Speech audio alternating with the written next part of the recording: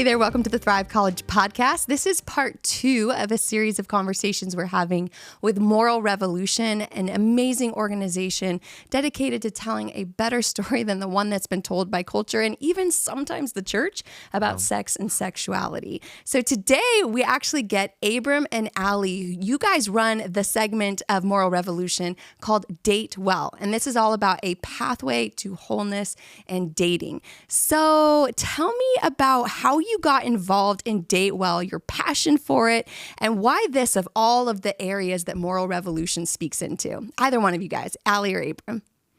Awesome. Yeah, I can jump in. So, personally, I attended a ministry school in Redding, California with Bethel Church, and there was a course that Moral Revolution was teaching in our school. Very practical. It was called Moral Revolution, and it kind of dove into some really hot topics in regards to sexuality, dating, relationships, kind of those taboo things that don't often get talked about in church. Right. It was kind of like a space where all of that was laid out on the ground. And I was kind of in a season where I was realizing, like, oh my goodness, nobody has really taught me how to do this well. I grew up in the church. I'd always had a heart and passion to live in purity, but it never really went further than that. Like, I'm not going to have sex before marriage. I'm going to do all the right things, but there's a lot of gray area that I don't even know about. And so it kind of was a space where that kind of really became highlighted to me. And shortly after that, I actually stepped into my first sort of serious relationship with my now husband. Ooh. Yeah. Well, and I realized, like, oh my gosh, wow, I have no idea how to approach this whole aspect of life. And yet it seems like everybody, dates and ends up getting married. It's kind of like a normal cycle of life. Like, why aren't we set up well for this? And I just became really passionate about seeing people actually have the tools and be equipped to be able to do dating really well, right? Because it's our heart on the lines and it's somebody else's heart on the lines. And God actually has a beautiful design for marriage. So setting ourselves up well for that became something that I became really passionate about. And so since then, I started making just my own YouTube videos out of just a passion for this after we got married. Love it. And since then, We saw them and we're like, let's get her with us because they're awesome. A similar thing going on. Yeah. And so since then, I've joined the Moral Rev team and the Date Well program, and I'm now leading the women's Date Well community, which has been an absolute blast. Oh, I love that. So good. Anything you want to add, Abram? Yeah. For me, I was joking beforehand that I was like, I'm the hopeless romantic at 13 that was like writing poems to my crush at school. Whether it's a yes, no, or maybe, and they always circled maybe. But no, I loved relationships. I loved watching people figure out how to do it, and I loved walking with my boys, my not my actual sons, but my community of men around me, and just helping us all navigate relationships and going, okay, it can't be this complicated. Like, it shouldn't be this complicated. Let's figure it out. And then also just being part of their life and getting to celebrate their wins and going, okay, you asked the girl out. And I was like, now we're strategizing their date, like we joke about being hitch and stuff. And so figuring out how to help people navigate dating. Because like Ali said, a lot of times in the church, it's we have this big principle that we all sign up for, or we should sign up for. Yeah. And then we're like, yeah, let's do it. And then between that and the fulfillment, there's a big space in between of like, I have no idea how to do that. Like, how are we supposed to do all the steps in between? And so I love just figuring out, like, let's break it apart. Let's figure out how to do it and walk together in the process and see people walk together in wholeness. Oh, that is so good. Well, I'm super excited for this conversation. I know it is full of literal burning questions that people have of like, I want to do this part of my area of my life well, like date well. I want to date well, but it also seems fraught with so many tensions and difficulties. And it's like what we live for. It's a highlight of life, but it also can be like a tragedy and a worst part of life if you don't do it well. So, all right, Nicole, kick us off with our first question. Yes, so to get us into the world of dating, I guess my question is, how do you know if you're spiritually or emotionally ready or open to even consider to start to date? Yeah, that's a great question. I feel like that's like a hot question. Lots of people have that question. I always like to say that you can date yourself really well. Have you come to a place with your own self where I really love myself? Like, I enjoy being with myself. So much so that I want someone else to experience this. I want to be able to give and pour back into a relationship. Sometimes when we see a dating relationship go south, it's often because we ourselves have actually approached the relationship trying to get a need met, trying to cope with a pain. And so actually it's going back to that place of, man, am I okay? If you've maybe been in the cycle of just, the person, right? That's like from one relationship to the next relationship to the next relationship. You're like, my goodness, how did you process all of these relationships you've just been in? Yeah. It's probably because they're in a bit of a pattern of just coping with some pain or something something they're not wanting to confront in their life, versus going, man, I might need to take a pause and really deal with what's going on inside, making sure I'm in a really good space. I have something I can bring to the table and give in relationship, and not just take from relationship, right? That's good. You might want to add to that. No, I think that's great. Okay, maybe I did have something. Jason Valatin says it this way, and we steal his line all the time. He's like, "You're ready to date when you know you can leave the other person better off, no matter the outcome of the relationship." Ooh, say That's that one more good. time. That's good. Right? I know I sound, but you're ready to date whenever you can leave the other person better off, no matter the outcome of the relationship. So whether it ends in marriage or it doesn't, it's still a beneficial building process for both of you. Wow. That's And crazy. when you walk into it, then you're not thinking, what can I get out of it? What can I feel good about myself? What validation can I get? What status can I get? You're literally going into it and going, okay, how do I build up the other person with me? And along that process, it shifts all of your mentality. It shifts how you view boundaries. It shifts how you view the pacing of the relationship, conversations that you're having, because you're not thinking of absorption, or you're not thinking of even pleasure of the moment. You're thinking, okay, how am I building this, both of us up for the future? Yeah, it's so good. Yeah, that is honestly a mind-bending concept that a relationship can end and it left the person better off. I think we all think of breakups as like, okay, well, that's going to be a terrible thing. And not to say that breakups are ever easy. It will be hard to separate yourself. But to think when you look back at your ex and that can be a good thing and not like, oh yeah, my ex, that's crazy. What a mind-bending concept. But I love that concept. Love that, Sandra. You like that answers? Yeah, that's awesome. Date yourself. I like that. Perfect.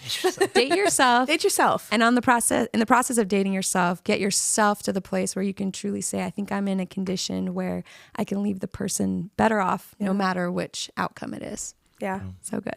Thank you. Cody, what's our next question? Yeah, my question stems from, I've had a lot of dating couples around me. Like I'm currently dating myself. I'm not dating myself, but I'm dating someone. Yeah. Did you do the process before? Did you date yourself before? Absolutely. He's dated himself, and now he's ready for the girl. Absolutely. Yeah. Spent an entire year at Thrive College. Shout out. It's amazing. Oh, it's because they couldn't tell because of the Thrive College podcast. They're confused. Yeah. What are we listening to? No, but where are some good lines in dating that you don't basically treat your partner like you're married to them? Right, we do everything, and we basically treat ourselves as a married couple, except sex or except whatever. Like, what are those good lines?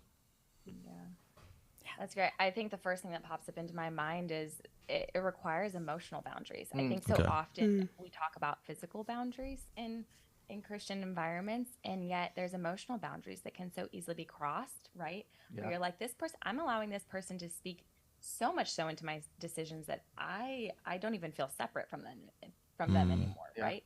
So I think there's a level of having to have conversations of, oh man, what are some emotional boundaries we can lay down? Maybe that's even sorts of conversations we're not going to have, or things we're not going to say to each other, places even for yourself that you might have to manage on your own, where you're allowing your mind to go about that other person. But making it really, really clear about, this is the level of influence you have. When you have a boundary with someone, they don't have the same level of influence as your husband would, right? Yeah. And so if you have an emotional boundary set with somebody and they actually don't have the ability to have that level of influence, it's going to make it so much easier to not operate in this kind of like, we're playing marriage when you shouldn't be. Yeah, I think big picture idea is, you don't want your intimacy. I love what you said. I want to come back to that in just a second. You don't want your intimacy to outpace your trust level. Yeah. And so sometimes physically, I feel like we talk about physical boundaries, or attempt to talk about physical boundaries a lot, but like emotional boundaries, we often blow past or go really deep. I know I love good conversation. Like that's my love language. That's Yeah. number 6 or whatever. But as a man, I didn't understand physical or emotional boundaries. And so I was having these deep conversations with all these women, but not understanding what I was doing is accessing different levels of my heart or their heart, outside of any form of trust or even commitment that was matched it. And so what it was causing a lot of anxiety, in between us or even in them, because we didn't have that commitment level that was actually kind of covering the trust level we were at. And so I had someone, because I was like, dude, I don't get this. You got to break it down simpler. Yeah. And they said, okay, look at the 4 T's: time, touch, talk, text, and then attention. Thinking, five T's. And thinking is like, okay, monitor these 5 things, and then you can start to measure how much of yourself are you giving into the relationship. Right. You're saying with emotional boundaries, are you at a spot where this person has more say in your life after a few months than any of your community? Right. What's going on in your life, of how you view things? Are you considering, I need to check with them before I consider my plans or my goal for the future or what God's calling me to? And so some of these things, it's easy for us to, or maybe it was for me and the men that I work with, but it's easy to not think about that stuff as building such deep intimacy.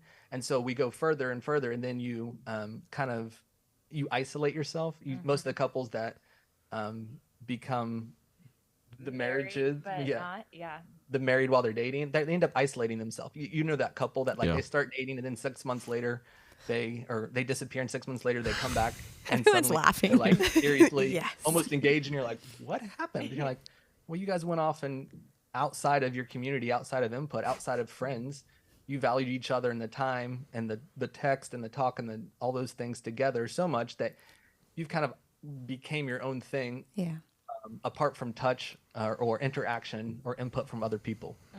Can you give us the 5 things again? Those 5, examine these areas of your life to know whether you're giving too much of yourself, giving the right amount of yourself for this particular stage, and how much you trust that person in the relationship.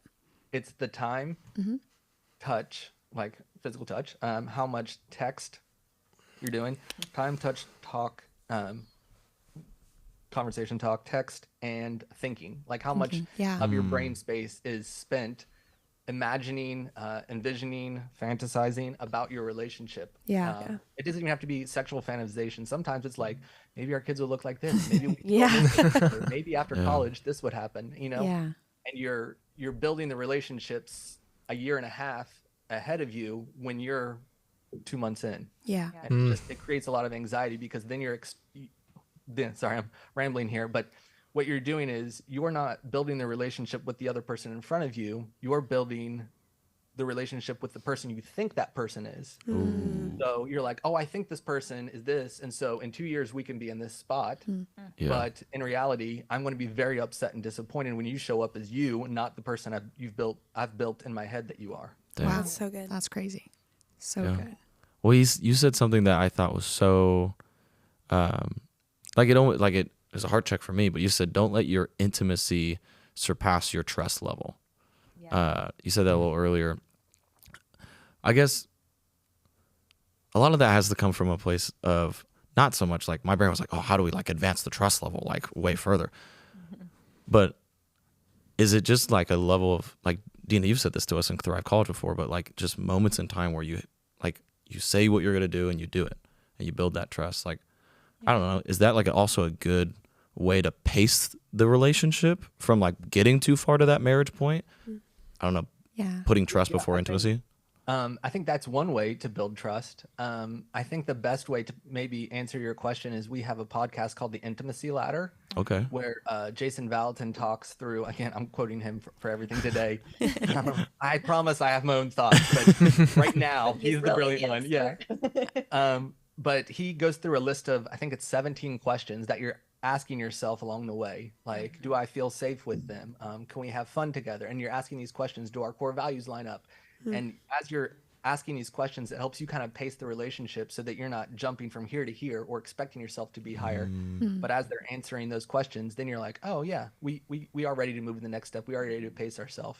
Yeah. Yeah. And then with trust, are they showing up the way that they said they would? Are they following through? Do they have the ability to value what I value? And when they blow it, like when we all make mistakes, are they able to clean up their mess well? Are they able to actually repent? Are they actually able to apologize? Are they able to see it from my point of view? And are they able to clean that mess up in such a way that it doesn't destroy connection, but it actually builds connection stronger? So good. Yeah. Love it. Cameron?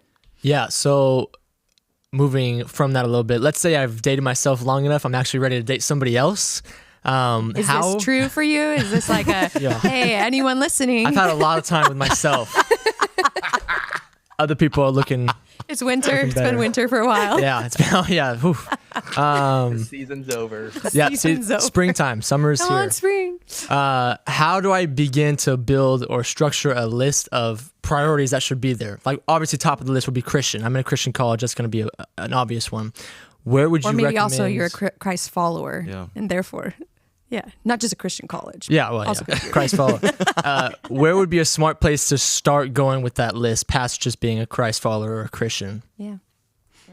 It sounds like, okay, I think I'm understanding the question is you're asking sort of like, what are some of the non-negotiables that I might have in my first steps of a relationship? Yeah, non-negotiables and just like blind spots that most people wouldn't see or understand that those are important going into a relationship. Yeah, I mean, I think you hit the nail on the head with, does their faith line up with my faith, right? Are they at the same sort of level as I am in their faith? Is it maybe not just that they call themselves a Christian, but you actually see how that affects their life? Do you see that they actually are producing fruit in their life? And I would say even ask yourself the same sort of question, like, are you reaping the fruits of the Spirit, right? We see that as one of the key signs. Like, do I have love? Do I have joy? Do I have patience? Do I have self-control? Are these things fruit that are coming from my life? Those might be the first sort of things I'd be looking for in somebody else when I'm thinking through, like, do they have the same faith as me? But what does that actually look like in their life? How do I actually know that I can trust that this person's on a similar playing field as I might be on, for a lack of better words? But in addition to that is I might ask myself, what am I being motivated by? What are some of my key motivators? Am I motivated by just passion and desire to step into a relationship with somebody? Or am I motivated by love, right? Because we see passion and desire are fading. Those things, they stumble away. Like one day you're going to feel like pizza, the next day you're going to feel like something else. But love is what withstands the test of time, right? We see that love is patient, love is kind, it's not self-seeking. It's the thing that's going to withstand. So I would ask myself too, like, where is it that this desire to step into a relationship is coming from? Is it coming from a place of just desire and passion? Is it coming from a place of love and I want to be able to give and pour that love back into somebody? Yeah. I think maybe some things that I love the big picture view. Maybe some practical things to add on the list is like what's our political views? Like, what are our core values? Like our motivators, what's our core values? Our political views, our views on money, our views on family dynamics and things like that. Some of those can change, but what you're looking for somebody that, not someone you can have a nice Friday with, right? You're looking for someone you can build a life with. So you're looking for these long-term things, the worldviews that you have, so that you're going to be able to build a life similar to what each other wants to build. Because you could have a great person. I describe people as like flavors, and I was like, sometimes you can have a great person next to you, they just don't pair with your flavor. You both are Christians, you both love Jesus, you're both passionate about seeing things like the kingdom come, but the expression of that is so drastically different that, or even your personalities can be great, but you're just like, you're great, you just don't pair with me. Like, you should know my buddy Lance, and then you're like, I connect them with them. I'm like, hey, I think you two get together. But as you're thinking, We have Oh, a Lance. We love Lance. That's Lance very is on If it doesn't point. work out though, think of Lance. But what I'll are keep these that in things mind. He's gonna love that. towards? That's so good. I wonder if we can just go this way. Cam, Nicole, and then Cody. What is something, I know you two are in relationships. Cam, You're amazing. You're single. Thank you. You were actually our bachelor at our relationships intensive. I was. Yeah. I was. Lucky winner. He was the #1 guy all the girls were going for.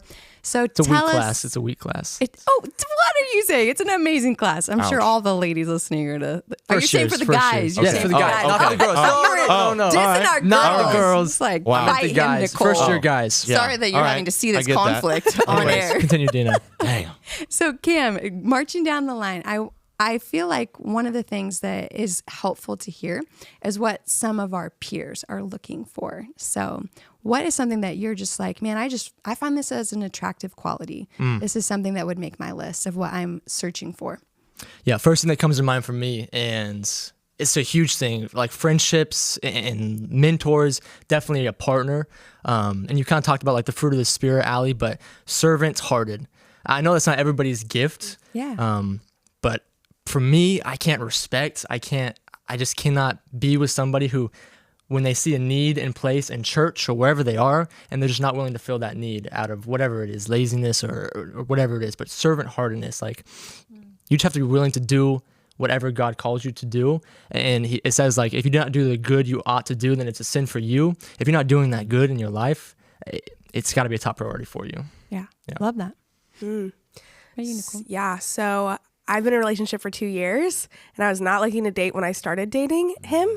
And one of the first things I saw was his priorities were just completely matched with mine, where it was God first, family oriented, like job work is still there, but like we were both family oriented was the first thing where I was like, wow, this boy loves his mom.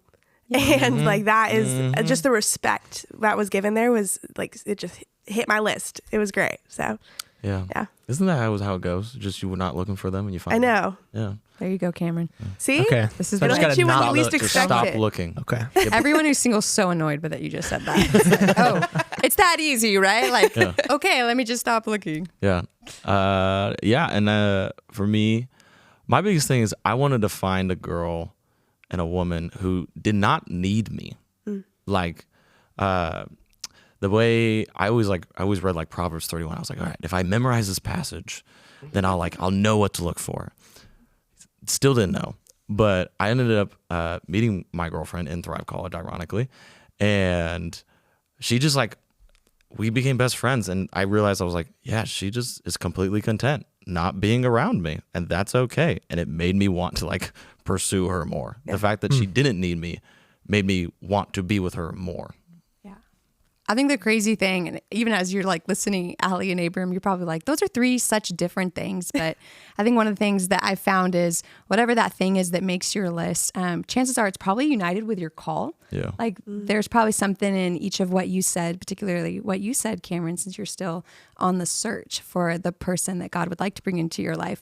It probably has something to do with your call. Like maybe you and your future girlfriend or wife, you're going to be called to a place where that's just a necessary ingredient for what you're called to. So not to put that on other people, like you're saying, it's not the flavor, but for everyone, but for you, don't ignore those things and be willing to keep searching for it. Yeah. Allie and Abram, you guys are so incredible when it comes to just helping people navigate this conversation of dating well. I wonder if you have any like parting last words of advice for anyone who's in the season of wanting to date well, but feeling completely lost as to how to do that. Yeah, I think, well, one thing we were kind of chatting about before we even jumped on this call is like, man, what are some of those like misconceptions or those things that feel, that happen in specifically in Christian dating environments, right? Where it can make it feel really taboo and like, how do I step out there and how do I do this? And I think sometimes there's this huge pressure, right? There's this huge pressure, kind of even like you were saying, like, I know I'm called by God and I have to have somebody that just lines up perfectly and is going to be my best support and all these things. And so we actually even hold that up in the front of our minds before we even say yes to going on a date or before we even ask a girl out. When it's actually like, oh, we can take the pressure off. And if the first date is just to get to know somebody, then we get to actually enjoy that. We actually get to take that pressure off and actually, without the lens of like, oh my gosh, is this person checking all the things on my list? go, oh, who is this person? Is there anything that I can admire in this person? Is there anything maybe I would have totally not seen if I hadn't said yes to this date? So I think it's kind of taking the pressure off that I have to know before I even go on even on a first date, if I'm going to marry this person, if this person is even the marrying kind, if all those sorts of things that can come up inside of the sort of Christian dating environment. So I would give that so sort of good. advice. Like, Yeah. say yes, go out on a date. It doesn't have to be so high stakes. I love it. It does not have to be so high stakes. I feel like you're just giving so many people permission right now to A, ask her out, and B, to say yes and go out. And if it doesn't end in the way, you know, you think it has to end, then that's fine. That's great. You honored each other well. So I love that. Lower the stakes of going on a date. Exactly. Yeah, I feel like that was my ending point too, but That's so good. different. But I think my big thing for Christians especially is that marriage is a goal of dating, but it's not the sole goal of dating.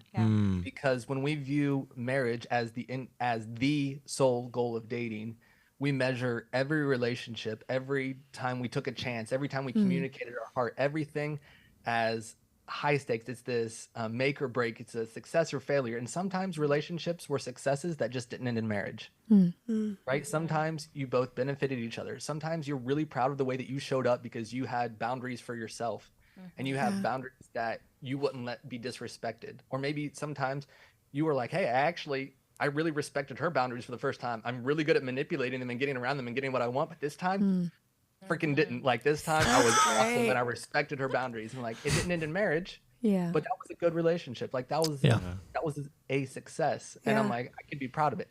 Does it hurt? Sure. Did it like there's some crushed hopes and dreams? Of course. But you can be proud sometimes of a successful relationship even when it doesn't end in marriage. So good. That's so helpful. So marriage is a goal, but it's not the only goal. I love that. So good. All right. Well, thank you guys so much. Cameron, thanks for letting us give you a hard time. Anytime. Ladies, when you're interested, just email in. Oh, that's right. Can we put your Instagram handle?